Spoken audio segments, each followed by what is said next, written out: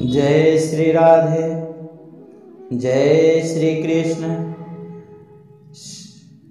भक्ति भक्ति क्या है? भक्ति का अर्थ है भगवत सेवा।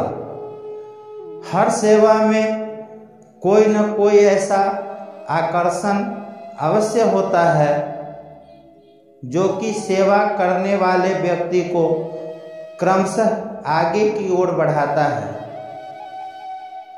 इस संसार में हम में से हर एक व्यक्ति चिरस्थायी रूप से किसी न किसी प्रकार की सेवा में लगा रहता है और इस प्रकार के कार्य से जो सुख मिलता है उसकी प्राप्ति के लिए ही वह ऐसा कार्य करने को अधिक उत्साहित हो रहता है। अपनी पत्नी और बच्चों के प्रेम से बांधा एक गृहस्थ व्यक्ति दिन रात काम करता है। एक समाज सेवी इसी कारण एक बड़े व्यापारी के लिए काम करता है और एक राष्ट्र प्रेमी अपने देश और देशवासियों के लिए दिन रात इसी कारण काम करता है।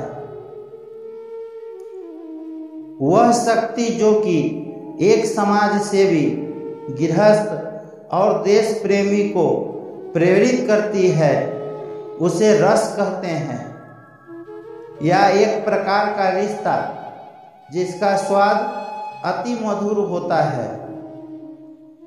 भक्ति रस उस साधारण रस से भिन्न होता है जो कि सांसारिक कर्मियों के द्वारा अनुभव किया जाता है।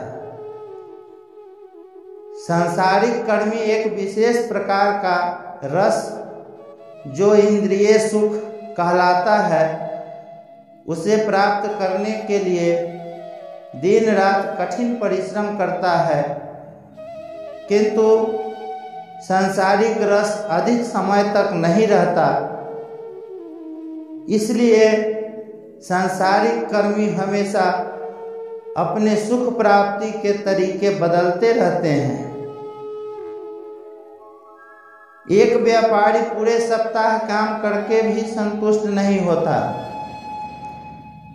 इसलिए सप्ताह के अंत में वह अपने नियमित कार्यक्रम में परिवर्तन की कामना करता है और ऐसे स्थान पर जाता है जहां पहुंचकर वह अपने व्यापार से संबंधित हर बात को भूलने का प्रयत्न करता है। व्यवसाय को भूलने में व्यतीत करने के बाद वह वापस अपनी स्थिति बदलता है और फिर से अपने व्यापार व्यवसाय में जुट जाता है।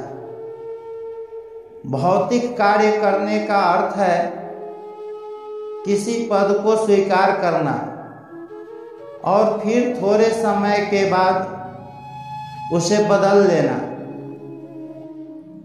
स्वीकार और अस्वीकार की इस प्रवृत्ति को भोग त्याग कहते हैं, जिसका अर्थ है कभी इंद्रिय सुख को स्वीकार करना और कभी उसे त्याग देना। कोई भी जीव पूरी तरह से न तो भोग में रत रह सकता है और न ही त्याग में। परिवर्तन का यह क्रम निरंतर चलता रहता है, पर हम किसी भी स्थिति भोग या त्याग की स्थिति में खुश नहीं रह सकते, क्योंकि हम वास्तव में अपनी शाश्वत वैधानिक स्थिति की दृष्टि से उस परमात्मा के अंश हैं। इंद्रिय सुख अधिक देर तक नहीं रहता, इसलिए इसे चपल सुख कहते हैं। उदाहरण के लिए एक साधारण गृहस्थ दिन रात मेहनत करके अपने परिवार के लोगों को आराम देने में सफल होता है और इस प्रकार वह एक प्रकार के रस का अनुभव करता है, किंतु भौतिक सुखों की प्राप्ति के लिए की गई उसकी प्रगति अचानक उसके शरीर के साथ जैसे ही उसके जीवन का अंत हो जाता है वह समाप्त हो जाती है। इसीलिए मृत्यु नास्तिक श्रेणी के लोगों के लिए ईश्वर के प्रतिनिधि के समान है। एक भक्त भगवान के अस्तित्व को भक्ति के द्वारा अनुभव करता है, जबकि एक नास्तिक ईश्वर को मृत्यु के रूप में महसूस करता है। मृत्यु के साथ ही सब समाप्त हो जाता है और नई परिस्थिति में जीव को फिर से जीवन का एक नया अध्याय शुरू करना पड़ता है और शायद यह जीवन पिछले जन्म से श्रेष्ठ या तो निम्न हो सकता है, राजनीतिक, सामाजिक, राष्ट्रीय अथवा अंतर्राष्ट्रीय। चाहे हम किसी भी कार्य क्षेत्र में क्यों न हो, पर हमारे कर्म के सब फल हमारे जीवन की साप्ताहिक जीवन के समाप्ति के साथ ही समाप्त हो जाएंगे, यह निश्चित है। बस एक भक्ति रस जिसके स्वाद का आनंद भगवान की प्रेम युक्त दिव्य सेवा में आता है, वही ऐसा रस है जो जीवन के अंत के साथ समाप्त नहीं होता। यह अनंत काल तक चलता रहता है और इसके लिए इसे अमृत कहते हैं। अमृत अर्थात वह वस्तु जो कभी मरती नहीं बल्कि अनंत काल तक विद्यमान रहती है। इस बात की पुष्टि सारे वैदिक साहित्य में की गई है। श्रीमद् भागवत गीता में कहा गया है कि भक्ति रस की थोड़ी सी उन्नति भी भक्त को मानव जीवन रूपी मौके को खो देने से सबसे बड़े खतरे से बचा सकती है। जो रस हम सामाजिक जीवन, गृहस्थ जीवन, परोपकारिता, समाज सेवा, राष्ट्रीयता, समाजवाद आदि की अनुभूतियों से प्राप्त करते हैं, वे हमें इस बात का कोई विश्वास नहीं दिलाते कि हमारा अगला जन्म मनुष्य योनि में होगी। हम अपने अगले जीवन की तैयारी इस जन्म में ही अपने वास्तविक कर्मों के द्वारा कर लेते हैं। जीव को इस जन्म के कर्मों के फल स्वरूप ही अगले जन्म में विशिष्ट प्रकार का शरीर मिलता है। जीव की मूल प्रवृत्ति यह होती है कि वह किसी को प्रेम करना चाहता है। कोई भी किसी दूसरे से स्नेह किए बिना नहीं रह सकता। प्रेम करने की यह प्रवृत्ति सभी जीवों में होती है। बाघ जैसे जानवर में भी यह प्रवृत्ति होती है, चाहे वह सुप्त अवस्था में ही क्यों न हो। और मनुष्य में तो यह प्रवृत्ति निश्चित रूप से होती है, पर कमी सिर्फ एक ही बात की है कि हमें यह नहीं मालूम कि हम अपने प्रेम का आधार किसे बनाएं, जिससे कि सब सुखी हो सके। वर्तमान काल में मानव समाज में हमें यही सिखलाता है कि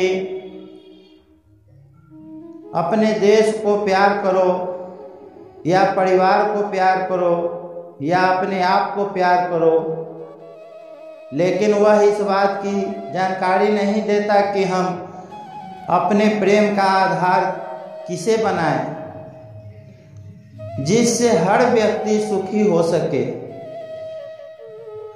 वह कड़ी है कृष्ण। भक्ति मार्ग हमें सिखाता है कि हम किस प्रकार अपने मौलिक प्रेम को भगवान श्री कृष्ण में बढ़ाएं और कैसे उस स्थिति को प्राप्त करें जिससे हमें परमानंद के जीवन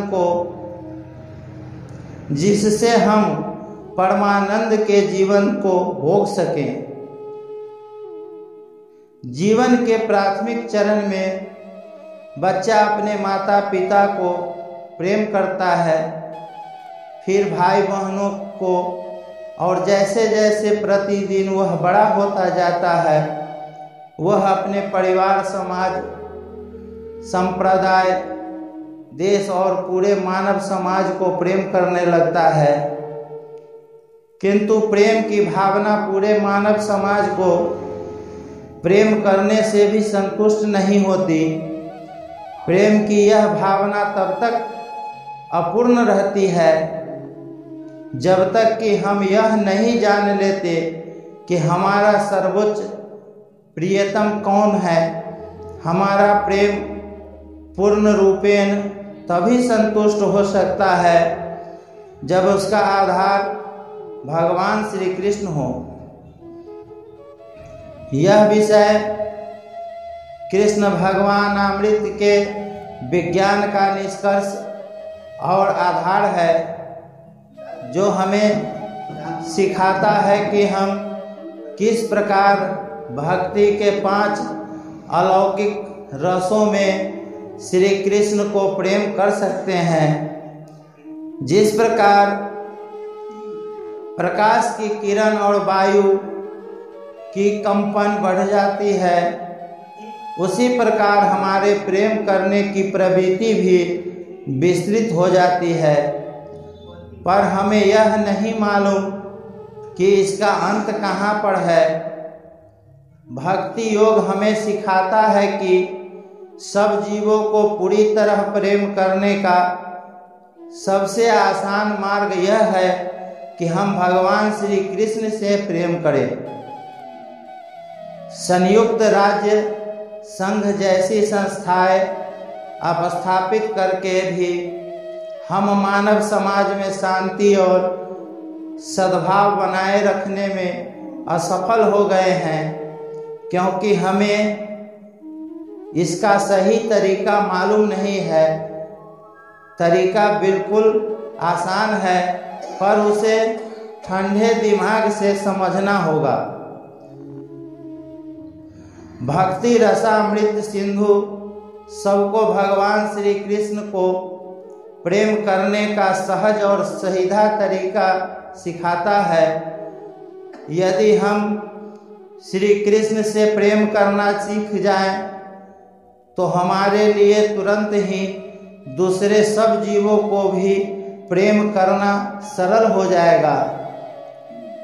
यह तरीका पेड़ की जड़ में पानी देने अथवा पेट को भोजन देने के समान है।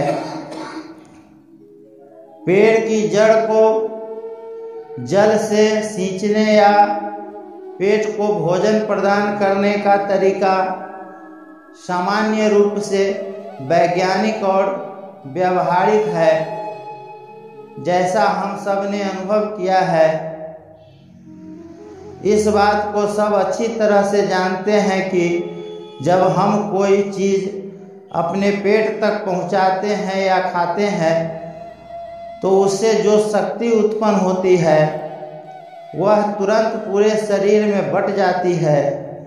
इसी प्रकार जब हम पेड़ की जड़ को सींचते हैं तो उससे जो शक्ति उत्पन्न होती है वह तुरंत बड़े से बड़े पेड़ के भी सब भागों में वितरित हो जाती है।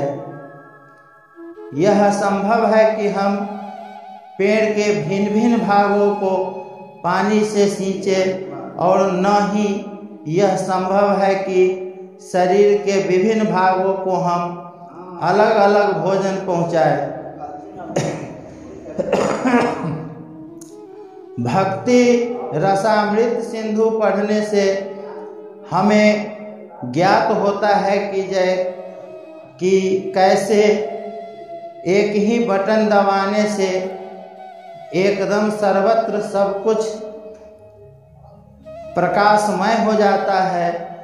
जो व्यक्ति इससे परिचित नहीं है वह अपने जीवन के कर्म से वंचित है।